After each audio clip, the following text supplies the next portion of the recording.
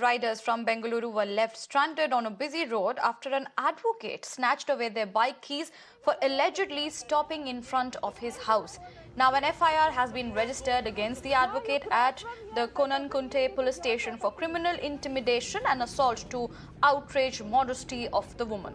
Now, the riders who were returning from a Women's Day ride claim that they had stopped over to drink water on the road entry point when the incident took place. Now, a video shared by the bikers shows the man approaching the woman on the road, asking them to leave his property. When questioned back, he is seen snatching the keys and heading back home, leaving the riders stranded. Stop saying that. Hey, hello, hello, hello.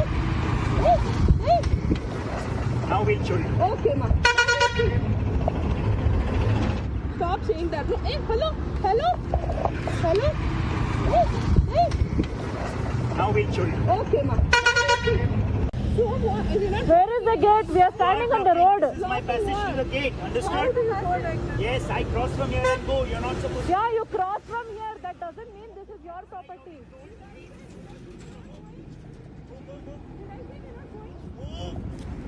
All right, as you can rightly see in the visuals and the video that we are bringing to you exclusively, the female riders are caught standing on the busy road and an advocate can be seen snatching away their bike keys for allegedly stopping in front of his house. Now, an FIR on this regard has been registered against the advocate for criminal intimidation and assault to outrage modesty of the women. Stop saying that. Hey, hello, hello, hello. Hey, hey. Now we'll show you. Okay, ma.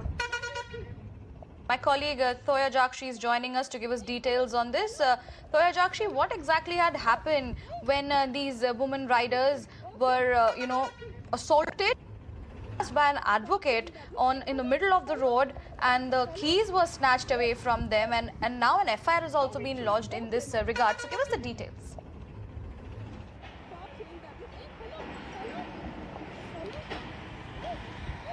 So yes, well, absolutely, this incident happened yesterday on March 5th, whereas Bangalore women riders were on a ride for Women's Day, a Women's Day ride, and while they were returning back from the ride, they had stopped in Bannerghatta Entry Nice Road, and they were drinking water. They stopped there because they wanted to drink water, and they were also waiting for one of their other friend who was left behind. So they wanted to go together, and they were waiting for her, but unfortunately, what happened?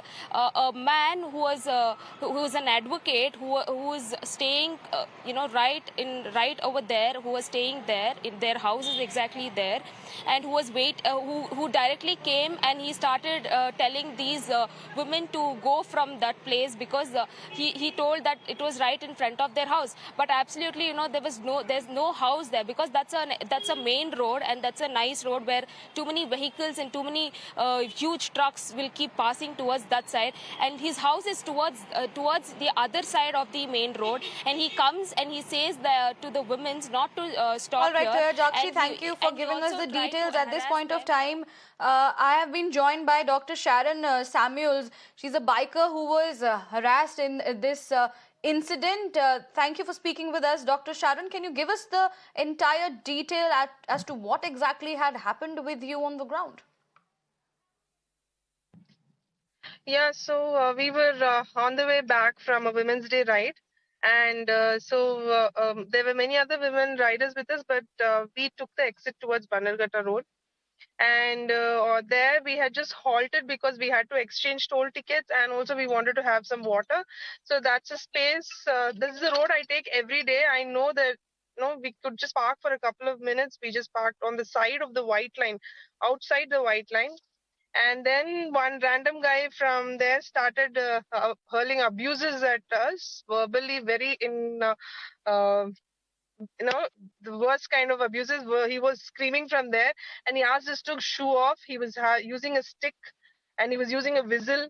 And we were about to move. We were on the bike. We had the bike on.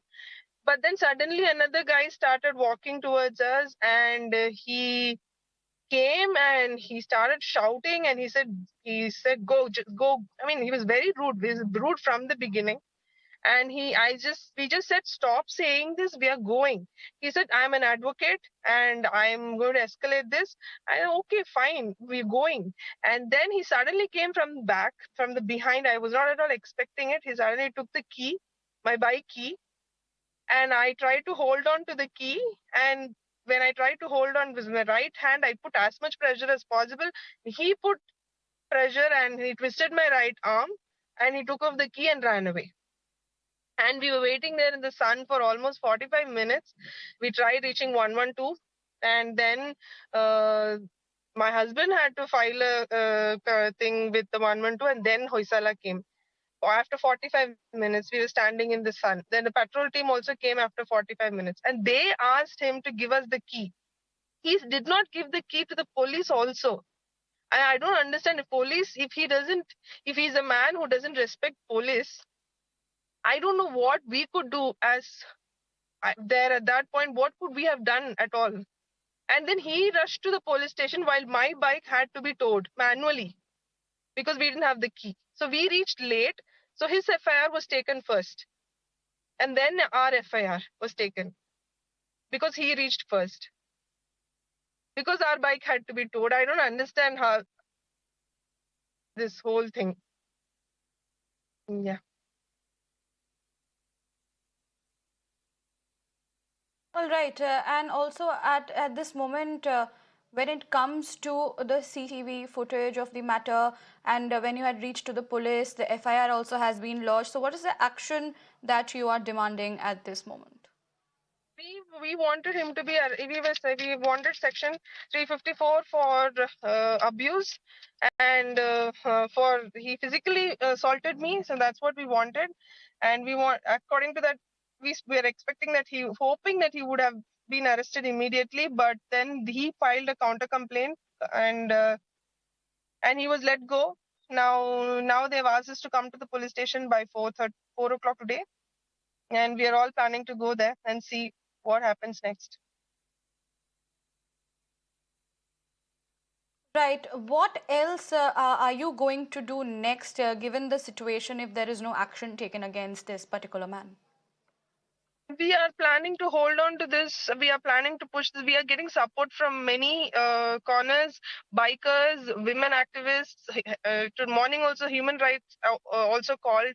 We are getting support from all sides, and we are planning to take this for as far as it goes, because he needs to be punished. And also, we just heard from a few lawyer friends that this man is a family law court lawyer, and he apparently has a history of harassing his juniors, sexually harassing them and using under the belt comments on them.